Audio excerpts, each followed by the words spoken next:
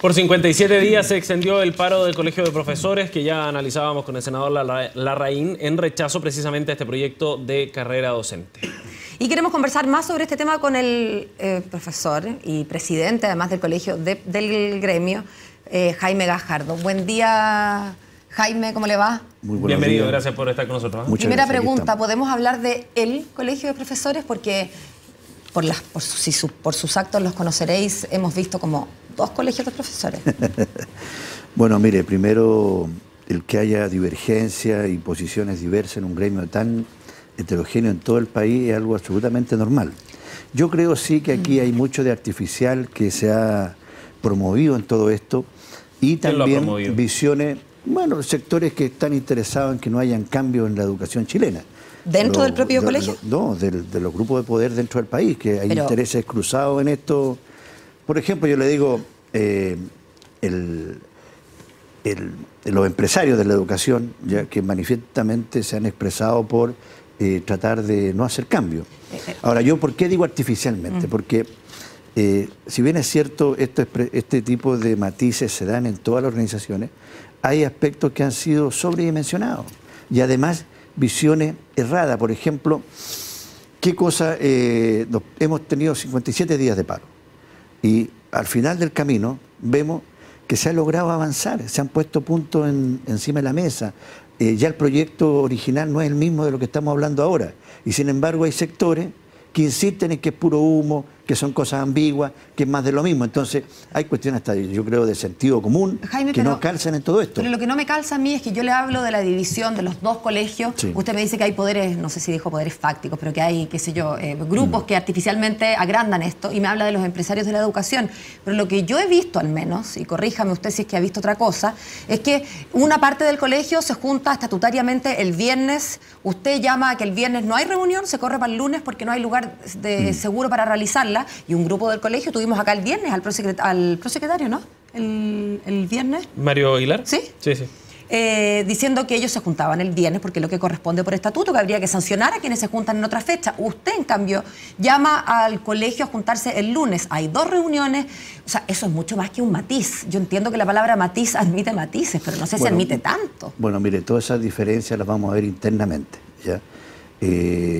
Lo importante es que hoy día nosotros hemos hecho un llamado a la unidad, a un llamado a que en este minuto todas estas cosas se deben analizar internamente, como que la ropa sucia se lava en casa, hay que darle expresión a todo esto, trabajar en forma muy unitaria, hay que movilizarse, pero esto evidentemente que no nos deja bien ante la opinión pública y en eso concuerdo con ustedes, ya esto pocas veces se da, pero aquí hay cuestiones que escapan al control suyo, que en definitiva nosotros somos una organización democrática, tiene estatutos, tiene normas, tiene procedimientos y hay que respetarlo. Ellos dicen, nosotros lo hemos respetado. También nosotros decimos, nosotros lo hemos respetado. Claro. Entonces estamos en una situación del peor de los mundos y esperamos que esto no se siga profundizando y yo creo que no solo molesta a la opinión pública, sino que también a todo el gremio que está pidiendo que haya más unidad y confunde, y eso yo creo que lo vamos a tener que superar y yo confío en que lo vamos a superar.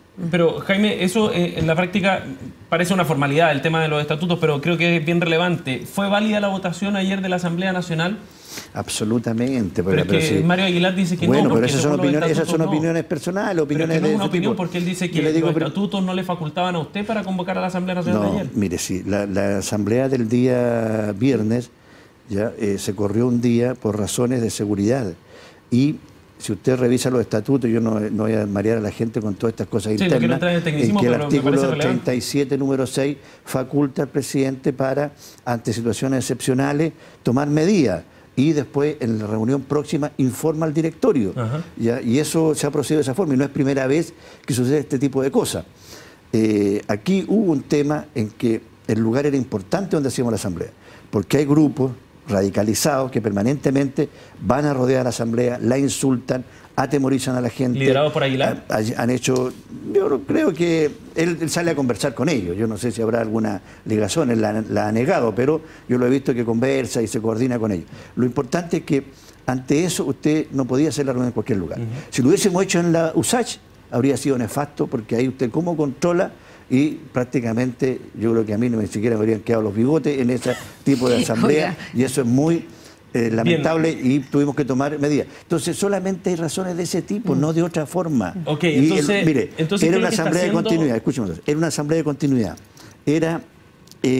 los contenidos eran los mismos, era para hacer las votaciones, o sea, tal como habíamos suspendido anteriormente, era la continuidad. Entonces ¿qué está haciendo Mario Aguilar? No hay llamado a una asamblea nueva, no hay contenido, no hay nada. Era solo el desfase de un día por razones de seguridad y facultades que tiene el presidente. Jaime, entonces explíquenos, ¿qué es lo que cree usted que está haciendo Mario Aguilar cuando ayer dice que la Asamblea Nacional no es válida porque la convocó usted y que esa votación de ayer es nula en el fondo, que hay que esperar a la consulta nacional? ¿Qué es lo que está haciendo Jaime Mario Aguilar cuando dice eso? Sobre eso yo le vuelvo a insistir que es una interpretación. ¿ya? No, pero es que no es una interpretación. Es una interpretación, Jaime, y el Ministerio de Economía... Es acción, en definitiva, no es interpretación, es acción. Pero el Ministerio de Economía tendrá que resolver eso y nosotros vamos a hacer presentación y vamos a ver cuál es la parte legal que corresponde. Ahora, minimizar lo que fue ayer yo creo que es un despropósito. Porque primero una asamblea que reunió más delegados que la otra asamblea, es una asamblea que llegó gente de todo el país y una asamblea que tuvo el quórum para funcionar. Entonces, Jaime, pero hay un tema político acá. Hay un tema político más allá de si el estatuto dice, si el Ministerio de Economía, su rol de supervisión, diga si es que vale o no vale. Hay un tema político y ahí quería volver a su bigote, como usted los nombró. Hay definitivamente dos fuerzas al interior del colegio, creo que negarlo es negar lo evidente. Usted cuando yo le pregunto me dice, miren, esas cosas se lavan en casa, y yo por lo menos la verdad que me siento incómoda, como preguntándole casi por problemas matrimoniales que, como usted dice, tienen que verse en casa. El tema es que cuando los matrimonios salen a pelear al balcón, bueno, se entera todo el vecindario y ustedes no han sido muy privados en términos de sus diferencias. Una vez que se constatan esas diferencias, yo no puedo no preguntarle a usted y sus bigotes, como usted le refirió, por el liderazgo. Porque usted es el presidente de ese gremio. Bueno, más allá de que la riqueza sean los matices y las diferencias normales entre los seres humanos, ¿quién manda en el colegio? Pero para ver eso, la única forma que usted puede contratarlo es cuando vengan las elecciones, cuando se hagan los movimientos y qué es lo que pasa en la realidad. Él podrá tener muchas interpretaciones, yo también las puedo tener. Usted tiene el legítimo derecho a dudar de cada una de ellas o a hacer su propia interpretación. Pero la realidad es la que al final se impone. Y ahí veremos, ¿ya? Todavía falta 1 año y medio para las elecciones, yo creo que ellos están un poco ansiosos, pero es la única forma que usted puede ver quién tiene el liderazgo. Y lo otro es que en la práctica, en el terreno, lo que se ha abierto paso es nuestra postura, la postura de la conducción.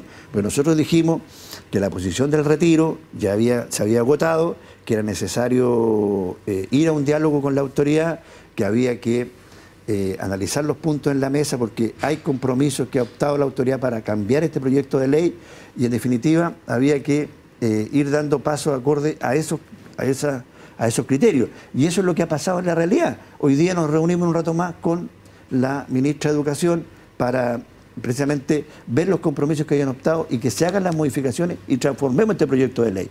Coincidimos con ellos inicialmente en que el proyecto era malo y que había que cambiarlo. Y ellos dijeron, ya, lo cambiamos, pero solo con la opción del retiro. Pero llegó un momento en que eso ya no era posible.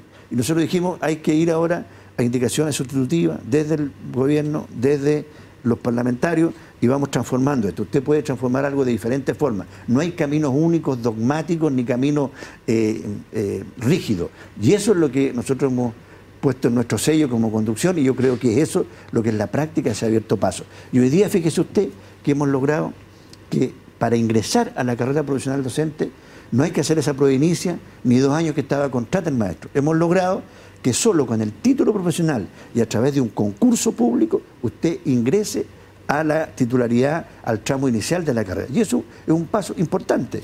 Jaime, antes de abordar los detalles del proyecto, me gustaría cerrar el tema de la paralización y cómo termina la paralización. Sí. Hoy día, cuando conversen con la ministra, ¿ustedes van con una propuesta respecto a cómo recuperar clases, por ejemplo? Sí, ahí hay una propuesta doble porque, por una parte, es importante que hayan calendarios de recuperación, que estos se concuerden en forma mutua entre sostenedores y los profesores, que no haya imposición de calendario, eso es muy importante, y hay una amplia gama, la ley faculta, para ver distintas formas de recuperación. ¿Es posible recuperar las clases? Es posible, eso, pero siempre y cuando haya voluntad de ambas partes y siempre y cuando haya acuerdo y flexibilidad, que nadie le imponga un calendario a nadie. Es una primera cosa. Y lo segundo es que la autoridad también, si queremos recuperar, tiene que seguir entregando los recursos a los municipios, porque si no hay recursos va a ser imposible la recuperación. O sea, ¿ustedes pretenden que se les pague igual por los días que estuvieron paralizados? No, siempre y cuando se recupere. O sea, es lo mismo que dijo la ministra. Usted dice, contra calendario de recuperación no hay descuento. Y eso es lo que vamos a tratar de instalar hoy día.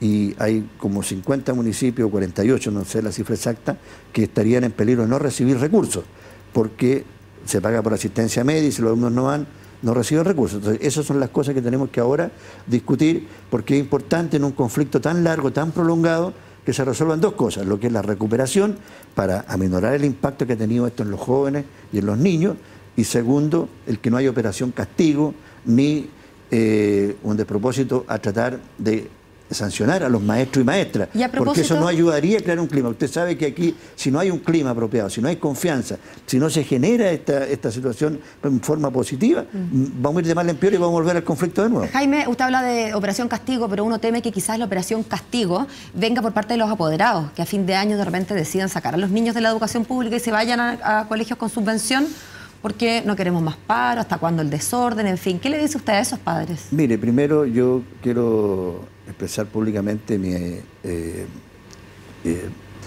el apoyo que hemos tenido de parte de los padres y apoderados. La gente ha entendido que el mejorar la calidad de la educación pasa porque hay un profesor con carrera profesional docente.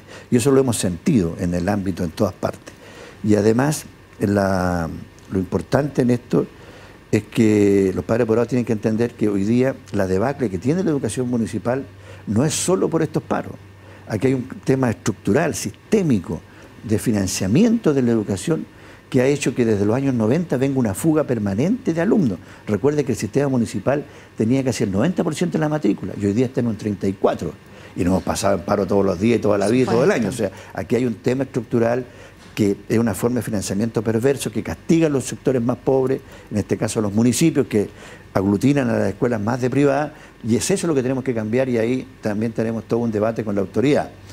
Por lo tanto, estamos tranquilos en ese sentido, y si bien es cierto esto produce un impacto negativo y mucha gente se va, pero no es la causa fundamental. Hay otras cosas que son las que originan la fuga permanente, el éxodo de alumnos del ámbito municipal al particular subvencionado. Muchas gracias por acompañarnos.